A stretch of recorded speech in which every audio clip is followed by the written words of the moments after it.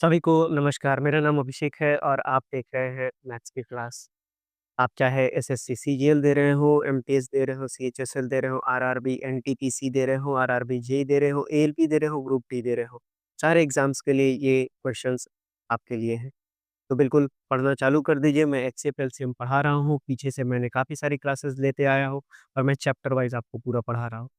तो चलिए शुरुआत करते हैं आज के एचसीएफ एलसीएम के क्वेश्चंस को। आपसे पहला क्वेश्चन कहा गया है कि अगर एक पेंडुलम है जो स्ट्राइक करता है 2 सेकंड 2 बार 3 सेकंड में और दूसरा पेंडुलम स्ट्राइक करता है 5 बार 7 सेकंड में। तो अगर दोनों पेंडुलम को स्टार्ट किया जाए सेम टाइम पर, तो कितनी बार वो साइमल्टेनियसली स्ट्राइक करेगा 1 मिनट में? तो देखिए हमसे कहा गया है कि 2 बार, यानी कि 2 बार स्ट्राइक करता है 3 सेकंड में। तो यानी कि 1 बार कितना में करेगा? 3/2 सेकंड में। उसी तरह से अगर कहा जाए तो 5 बार जो है 7 सेकंड में स्ट्राइक करता है। तो यानी कि 1 बार कितने में करेगा? 7/5 सेकंड में।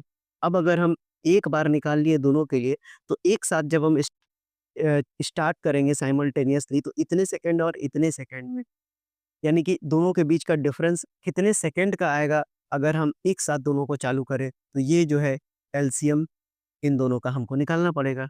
यानी कि साइमल्टेनियस स्ट्राइक अगर हम देखें, साइमल्टेनियस अगर हम स्ट्राइक निकालें इन दोनों का, तो कितना हो जाएगा मेरा? इसका एलसीएम हो जाएगा। किसका एलसीएम?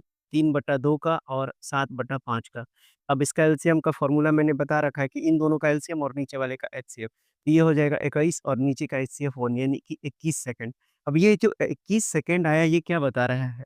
कि अगर दोनों को एक साथ चालू किया जाए तो दोनों के बीच का डिफरेंस, यानी अगर पहला शुरुआत में बज गया है तो दूसरा 21 सेकंड के बाद बजेगा, यही इसका मतलब हुआ। क्योंकि देखिए दोनों एक-एक बार के लिए निकाला गया है।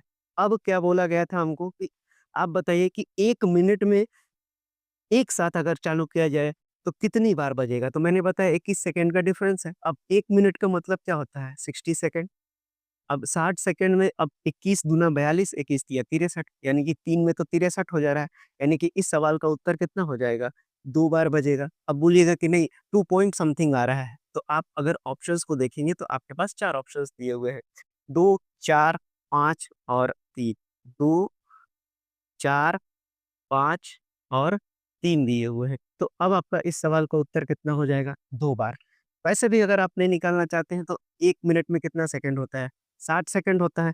तो 60 सेकंड में पूछा है कि कितनी बार साइमल्टेनियसली स्ट्राइक करेगा। तो जब एक साथ चालू करेंगे तो 21 सेकंड का डिफरेंस आ रहा है तो भाग लगा दीजिए।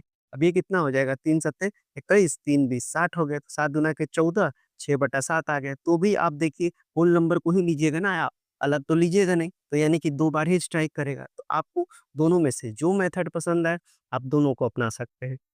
सिंपल सा ये क्वेश्चंस था। आइए देखते हैं इस लंबे चौड़े खासे सवाल को। बोलता है कि 3 इलेक्ट्रॉनिक बेल्स है जो फिक्स किए गए 3 एडजॉइनिंग टेम्पल्स में। एडजॉइनिंग का मतलब होता है बगल, बगल, बगल इस टाइप से। अब वहाँ के पृष्ठ ने कहा कि हम बेल बजाना चालू करेंगे डिफरेंट डिफरेंट इंटरवल्स पर, यानी 2 मिनट पहला, दूसरा 3 मिनट के बाद, तीसरा 5 मिनट के बाद। अब बोलता है कि अगर अगर bell start tolling together for the first time, यानी कि पहला वाला बेल को 8 बजे बजाया गया और 9 बजे तक इसी प्रक्रिया को दोहराते चला गया। तो बोलता है कि दे विल टोल टुगेदर, यानी कि इस मिनट के हिसाब से अगर तीनों टेम्पल में बेल रिंग को बजाना चालू किया जाए, 8 बजे से शुरुआत किया जाए तो 9 बजे तक वो कितनी बार इस तरह से बजेंगे। तो देखिए 8 से लेके 9 के बीच में कितने घंटे का गैप है? तो 1 घंटे का गैप है। तो 1 घंटे चूँकि मिनट में दिया हुआ है, यानी कि 60 मिनट में ये कितनी बार बजेंगे? तो 60 मिनट में कितनी बार बजेंगे? अगर पहला 2 मिनट, दूसरा 3 मिनट और तीसरा 5 मिनट के अंतराल पे बज रहा है। तो यानी कि अब अगर हम इनका एलसीएम निकालते हैं किसका? 2, 3 और 5 का, तो कितना हो जाएगा? 5 तिया 15 दूना के 30, यानी कि अगर मैं बोलूँ कि ये जो एलसीएम निकाला मैंने, यानी कि ये जो तीनों दिए हुए हैं, तीनों से वो मिनिमम संख्या, जो पहला संख्या होगा जो भाग लगेगा इन तीनों से, वो कौन-सा होगा? 30 होगा। तो यानी कि ये 2, 3 और 5 मिनट का इंटरवल हर 30 मिनट में दोहराया जाएगा। तो यानी कि अब अगर ये 30 मिनट में दोहराया जा रहा है, तो यानी कि 60 मिनट में कितने बार दोहराया जाएगा? 2 बार दोहराया जाएगा। कैसे? 60 को 30 से भाग लगा दीजिए, यानी कि 2 बार ये लगेगा। यानी कि ऑप्शन नंबर बी इस सवाल का सही उत्तर हो जाएगा। आइए देखते हैं इस सवाल को। आपसे कहा गया है कि 3 बेल रिंग हैं जो 15, 30 और 45 मिनट के इंटरवल पे बजाया जाता है। तो at what time will they ring together again?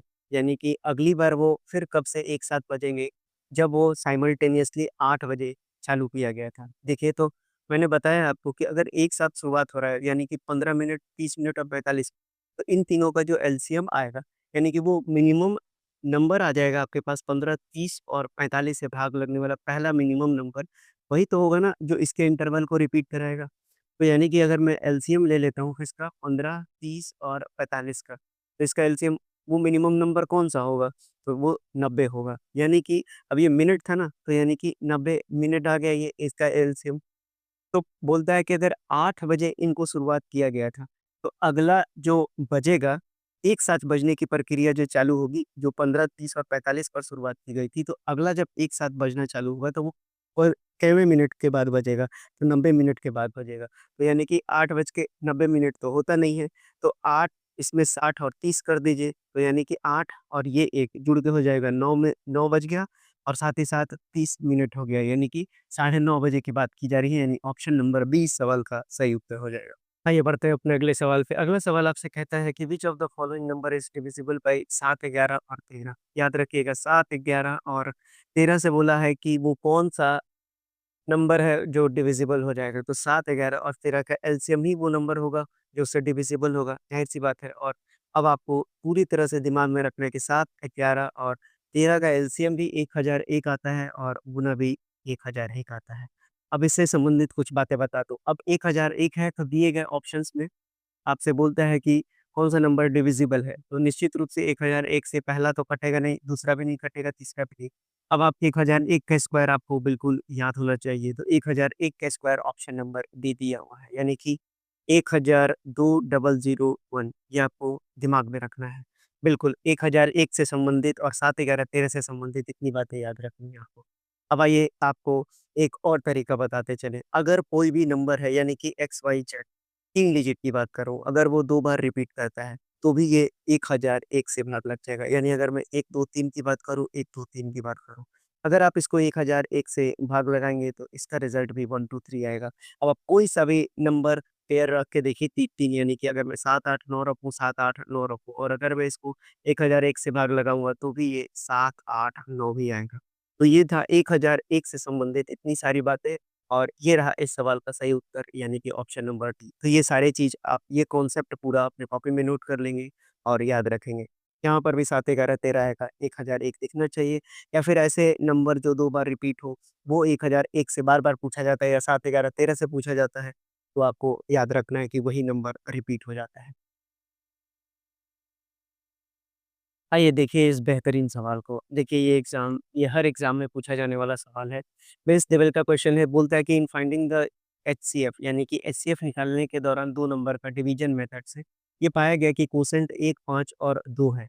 और जो लास्ट डिवाइज़र है वो कितना दिया हुआ है? 15 दिया हुआ है। तो आपसे बोला है कि एलसीएम निकालिए उन नंबर्स का। तो देखिए सबसे पहले आपको बेसिक जानना पड़ेगा। तो आपको पता है कि अगर हम डिवाइड करने की प्रक्रिया के दौरान ये मेरा डिविडेंड होता है, ये मेरा डिवाइज़र होता है, ये मेरा कोसेंट होता है और ये रिमाइंडर होता है। और ये भी आपको पता होना चाहिए कि जो डिविडेंड होता है, वो होता है आपका divisor into quotient plus remainder होता है। चलिए, तो अब हमसे सवाल क्या बोला है, यानी कि 3 बार भाग लगाया गया है, तो 3 बार हम भी भाग लगा देते हैं। पहली बार मान लेते हैं कि ये मेरे पास ए था और बी को भाग लगाया गया, तो यहाँ पर आपके पास कोसेंट कितना आया 1। अब जब आपको यहाँ पर रिमाइंडर मान लेते हैं कि सी आ गया, अब सी को फिर से जब आप ए में भाग लगाएँगे तब आपका जो कोसेंट आ रहा है क्योंकि डिवीज़न मेथड से बोला है एचसीएफ निकाला जा रहा है, तो यहाँ पर कोसेंट 5 आता है। अब यहाँ पर जैसे ही रिमाइंडर बोलता है कि लास्ट डिवाइज़र 15 है, तो यानी कि यहाँ पर निश्चित 15 आया होगा तब तो यहाँ पर जब भाग लगा होगा तो ये कितना में लग गया होगा 2 यानी कि आखिरी अगर देखें तो रिमाइंडर मेरा 0 आया, तो यानी कि जो लास्ट डिविडेंड है वो कितना है? 15 दूना के 30 है। अब अगर ये 30 था और यहाँ पर अगर हम देखें कि ये मेरे पास 15 आ गया है, तो यानी कि यही वाला तो मेरा क्या होगा? सी होगा। अगर लॉन्ग डिवीज़न मेथड को देखेंगे तो ये सी होता है, यानी कि यहाँ पर सी कितना था? 30 था, तो यानी कि ए कितना था? तो 30 बचे 15 यानी कि 150 में 15 जोड़ देंगे तो कितना आ जाएगा? 165 था। यानी कि एक नंबर तो मुझे पता चल गया 165 है। अब दूसरा नंबर, अब अगर ए 165 था तो 165 लिखिए। अब यहाँ पर रिमाइंडर 30 आया होगा तो 165 गुना 1 जोड़ 30 यानी कि बी मेरा कितना आया होगा 195।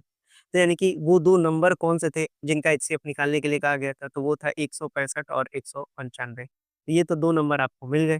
अब आपको ये 2 नंबर मिल गए तो इन्हीं का आपसे बोला गया है कि एलसीएम बताइए, तो इसको तोड़ लीजिए। जब आप इसको तोड़ेंगे तो ये कितना में टूटेगा? तो ये टूटेगा 5 को गुना कीजिए तो 5 तिया 15, 5 तिया 15, 11 तिया 33, तो यानी कि 15 गुना 11 आ जाएगा। अब इसको कीजिए, ये कितना हो जाएगा 5 गुना 5 तिया 15 और 5 नवा 5 नवा 45, तो ये कितना हो जाएगा 5 और ये हो जाएगा 13 तिया 39 यानी 15 गुना 13 हो गया। अब इसका एलसीएम निकाल दीजिए। एलसीएम मैक्सिमम पावर होता है यानी कि एक में 15 है, एक में 11 है और एक में 13 है। अब इसको गुना कीजिए, पहले 11 और 13 को कर लीजिए, 13 एकम 13, 13 और 1 14 हो गया। अब इसको 15 से गुना कर लीजिए तो 15 तिया 45, 15 चौके 60 4 64, 15 छः 21, 21 45 इस सवाल का सही उत्तर हो जाएगा यानी ऑप्शन नंबर डी। तो देखिए ये क्वेश्चन थोड़ा-सा कठिन लेवल का क्वेश्चन था, आपको समझ में आ गया होगा इस सवाल को कैसे हल करना है अब। चलिए देखिए अब इस सवाल को, ये एक बेहतरीन सवाल है, आपसे कहा गया है कि 4 डिजिट नंबर्स, कितने ऐसे 4 डिजिट नंबर हैं जो कंप्लीटली डिविजिबल हो जाएँगे 5, 12 और 18 से? तो निश्चित रूप से 5, 12 और 18 का आपको पहले वो नंबर निकालना पड़ेगा जो इन तीनों से भाग लग जाए, यानी पहला नंबर जो भाग लग जाए यानी एलसीएम की बात की जा रही है। तो अगर हम एलसीएम निकालते हैं 5, 12 और 18 का, तो ये आपका आ जाएगा 180। अब आप 180 तो 4 डिजिट नंबर है नहीं, यानी कि पहला 4 डिजिट नंबर कितना होता है आपका 1000 होता है और आखिरी 4 डिजिट होता है 4 गो 9 होता है। अब इन्हीं के बीच में पूछा गया है कि ऐसे कितने नंबर्स हैं 4 डिजिट के जो 180 से भाग लग जाएँगे। अगर 180 से भाग लग गए यानी 5, 12 और 18 से वो नंबर भाग लग जाएगा। तो अगर हम देखें तो 18 छक 108 यानी कि जो मेरे पास पहला नंबर आएगा वो कितना हो जाएगा 1080। वहीं अगर हम आखिरी नंबर की बात करें तो हमको इसके पीछे से चलना पड़ेगा क्योंकि ये आखिरी नंबर हो नहीं सकता क्योंकि ये 180 से भाग लगेगा नहीं। तो तरीका क्या है? तरीका ये है कि आप 180 से 4 गुणों को जल्दी से भाग लगा के देख लीजिए, तो ये कितना आ जा रहा है 18 पचे 90 यानी कि यहाँ पर भी 99 आएगा, फिर ये 18 पचे 90 फिर ये आखिरी में भी 99 आएगा। तो यानी कि अब इसमें से अगर हम 99 को घटा दें यानी 99 100 को लें, तो यानी वो 55 से भाग लग जाएगा, यानी कि जो मेरा आखिरी नंबर है, यानी कि जो लास्ट नंबर है वो कितना आना चाहिए 99 100 आना चाहिए, ठीक है। अब हमको बीच में पूछा है कि अब 1080 और 99 100 यही ये तो हो गया पहला नंबर, ये हो गया आखिरी नंबर, लेकिन बीच में भी तो कई नंबर्स होंगे जो 180 से भाग लगेंगे, तो उसको हम कैसे निकालेंगे? तो हम यूज़ करेंगे एपी का। एपी का फुल फॉर्म यानी आंध्र प्रदेश की बात नहीं कही जा रही है, अरिथमेटिक प्रोग्रेशन की बात की जा रही है। तो आपको पता है कि टीएन का फ़ॉर्मूला क्या होता है? A plus N minus 1 into D. तो टीएन यानी कि लास्ट टर्म कितना आ गया? 99 100 आ गया। फर्स्ट टर्म आपके पास कितना दिया हुआ है? 1080 है और एन तो पूछा ही गया है निकालने के लिए और डी क्या होगा? 180 से भागा लगाया जा रहा है तो यानी 180 डी हो जाएगा। आप ले जाके फटाफट इसको घटा दीजिए। तो 99 100 में से 1080 घटाएँगे तो ये हो जाएगा 0, 8 और 2 10, यहाँ बचेगा आपके पास 8 और ये भी बचेगा 8 और ये कितना हो जाएगा n-1 इंटू 180 हो जाएगा ये। अब ये 18 से कट जाएगा क्या? बिल्कुल कटेगा ही कटेगा।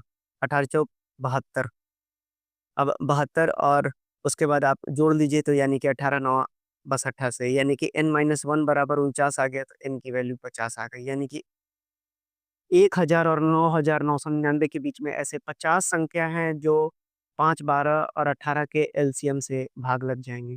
तो यानी इस सवाल का सही उत्तर हो जाएगा ऑप्शन नंबर डी। तो निश्चित रूप से आपको ये क्वेश्चन भी समझ में आ गया होगा। आइए इस अच्छे से सवाल को देखिए। इस ये सवाल कहता है कि जो ग्रेटेस्ट नंबर है 5 डिजिट का वो कंप्लीटली डिविजिबल होना चाहिए 12, 22, 42 और 55। तो सबसे पारा-पारी भाग लगाने से अच्छा है कि इसका जो एलसीएम आएगा वो भी तो उस नंबर को भाग लगाएगा। तो फटाफट एलसीएम निकालिए। ये हो गया 12, 22, 42 और ये हो गया 55। ये हो गया 11 गुना 5, ये हो गया 7 गुना 6, ये हो गया आपका 11 गुना 2 और ये हो गया आपका 6 गुना 2। अब देखिए एलसीएम कैसे निकलेगा? तो मैक्सिमम पावर देखिए 6 का 1 ही बार है, 2 का भी 1 ही बार है, 11 का भी 1 ही बार है और 7 का भी 1 ही बार है, 5 का भी 1 ही बार है। अब ऐसे संख्या को कैसे मल्टीप्लाई करेंगे? तो बार-बार मैं सिखाता हूँ। अब ये हो गया 10 और ये हो गया 66 गुना 7 गुना 10 हो गया तो 7 42, 7 42 और 4 46 यानी 46 20 वो नंबर है जो इन चारों में से कोई एक नंबर को भाग लगा रहा होगा। तो देखिए अब इसमें हम ऑप्शंस के थ्रू जाएँगे, ना कि यूजुअल मेथड। अब हम देखेंगे कि लास्ट में 5 आ नहीं सकता है, नहीं होगा। अब अगर क्योंकि यहाँ तो 0 ही होना चाहिए, तो बाकी 3 ऑप्शंस हो सकते हैं। अब देखिए सी को देखेंगे, तो यहाँ पर अगर अगर ये 2 है, तो लास्ट में 1 आएगा क्या? कभी भी अगर हम गुना-भागा करेंगे तो नहीं आएगा। यहाँ पर 5 है, तो ये भी नहीं आ सकता है, यानी कि मेरे पास एक ही ऑप्शन बच रहा है जहाँ पर ये 2 आएगा। तो ये जो है 97,020 इस सवाल का सही उत्तर हो जाएगा, मैं इसके आगे बिल्कुल भी कैलकुलेट नहीं करूँगा। अब आप 40-20 को 21 से गुना करके भी देख लीजिए, तो यानी कि ये हो गया 2, 0 को हटा दे रहा हूँ मैं, तो ये हो गया 2, 6, 4 हो गया, उसके बाद ये हो गया 4, 12 और ये हो गया 9। तो अब देख लीजिए आप 2, 6, 4, 10, 4, 2, 6, 1, 7 और ये हो गया 97 और ये हो गया 20। आप देख लीजिए रिज़ल्ट आपके सामने है। तो आपको एग्ज़ाम में इतना कैलकुलेट नहीं करना है। आइए देखिए अब इस सवाल को आपसे कहा गया है कि स्मॉलेस्ट नंबर बताइए जब उसको डबल किया जाए तो वो एग्ज़ैक्टली डिविजिबल हो जाए इन सब से। तो यानी कि वो नंबर इसका एलसीएम ही होगा। अब उसको बोला है लेकिन डबल करने के लिए, तो जब आप आंसर निकालेंगे, तो अगर मैं एलसीएम निकाल रहा हूँ उसका, तो यानी कि उसका मुझे आधा करना होगा। देखिए समझाता हूँ, यानी कि 14, 35, 28 और 91 की बात की गई है, तो ये हो जाएगा 13 गुना 7, ये कितना हो जाएगा 7 गुना 4, ये हो जाएगा 7 गुना 5 और ये कितना हो जाएगा 7 गुना 2। अब आप एलसीएम कैसे निकालेंगे इन सब का? तो 7 का मैक्सिमम पावर 1 है, उसके बाद 7 गुना 4 है, यानी कि 2 का मैक्सिमम पावर 2 है, यानी कि 4 हो जाएगा, 5 का मैक्सिमम पावर 1 है और उसके बाद 13 है। अब आप देखिए कि इसको कैसे गुना करेंगे, तो आप इसको 5 चौके 20 लेंगे और 13 सत्ते 91 गुना 20 करेंगे, तो ये 2 हो जाएगा 18। तो यानी कि 1820 की बात की जा रही है कि फाइंड द कि जब उसको डबल किया गया था तब ये एलसीएम आया था, यानी कि अब जो एलसीएम आया है उसका आधा करना पड़ेगा तब वो एग्ज़ैक्ट नंबर निकलेगा। तो यानी कि 2 9 18, 2 एकम 2 और 0 यानी कि 910 वो नंबर था, स्मॉलेस्ट नंबर जो इनके एलसीएम को डबल किया गया था, तब वो नंबर आया था। तो यानी 910 इस सवाल का सही उत्तर हो जाएगा। देखिए, इस सवाल को पढ़िए, आपसे कहता है कि find the smallest square number among the given option which is divisible by 8, 15 और 20 यानी 8, 15 और 20 से वो स्मॉलेस्ट स्क्वायर है, यानी परफेक्ट स्क्वायर नंबर आपको बताना है जो कि डिविजिबल हो जाएगा। तो यानी कि वो नंबर तो इसके एलसीएम से भी डिविजिबल हो जाएगा, लेकिन मैं यहाँ एलसीएम वगैरह कुछ नहीं निकालूँगा। मुझे इतना पता है कि अगर मैं 15 को चेक करूँगा तो 5 गुना 3 आता है, यानी कि इसमें 3 आता है। तो डिविजिबिलिटी में 3 का जानता हूँ क्या होता है कि सम ऑफ नंबर 3 से डिविजिबल हो जाएगा। ये होगा, नहीं होगा, ये होगा, नहीं होगा। यानी कि यही ऑप्शन और यही ऑप्शन मेरे पास बचता है, लेकिन हमसे पूछा गया है कि स्मॉलेस्ट स्क्वायर नंबर, तो 3600 और 144 में कौन-सा ऑप्शन हो जाएगा? तो ऑप्शन नंबर ए इस सवाल का सही हो जाएगा, यानी कि आपको पेन भी नहीं चलाना है एग्ज़ाम में ऐसे क्वेश्चन्स में। अब देखिए 8, 15 और 20 का आप एलसीएम निकालते रहिए, तो कितना आ जाएगा? इनका एलसीएम आप निकालेंगे तो 120 आ जाएगा। अब आप देखिए कि 120 में इनमें से कौन-सा नंबर भाग लग जाएगा, तो 3600 ही है, 12 तिया 3600 यानी कि इस हिसाब से अब आपका अभी ऑप्शन नंबर डी ही आ जाएगा। तो आपको सवालों को पढ़ना है, देखना है कि आप कैसे इन सवालों को सही ढंग से बना सकते हैं और कितनी जल्दी बना सकते हैं क्योंकि आपके पास समय लिमिटेड है। तो देखिए एचसीएफ और एलसीएम के भी मैंने सारे क्वेश्चंस करा दिए, जितने भी पैटर्न बन सकते थे, सारे पैटर्न्स मैंने आपको करा दिए। आप बिल्कुल पढ़िए, ध्यान रखिए आने वाले समय में काफ़ी एग्ज़ाम्स आने वाले हैं, आपको मैं इसीलिए बेसिक से पढ़ा रहा हूँ, ताकि आपकी हर चीज़ की क्लैरिटी बेहतर होती चली जाए। तो पढ़ते रहिए, बढ़ते रहिए और सरकारी नौकरी लेते रहिए। धन्यवाद।